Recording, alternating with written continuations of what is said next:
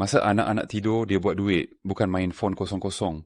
Dia bukan influencer, bukan artis, dia cuma suri rumah biasa. Yang setiap pagi bangun siapkan anak sekolah, siapkan sarapan, lipat kain, kemas rumah. Kadang tak sempat nak rehat pun.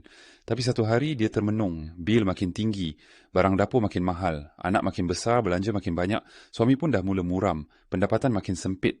Dia tak sanggup tengok suami sorang-sorang pikul beban. Tapi dia tak nak tinggalkan anak, tak nak kerja shift malam, tak nak tinggal rumah. Jadi dia cari jalan yang sesuai dengan hidup dia.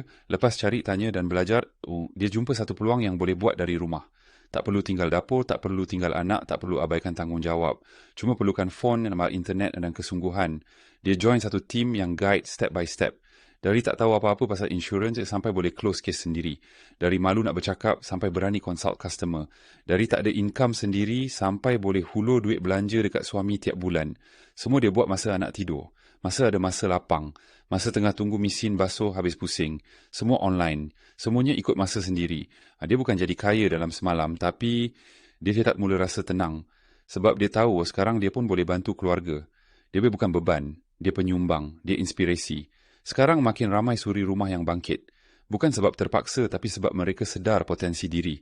Kerja hakiki tetap diteruskan. Sebagai ibu, isteri, penjaga rumah.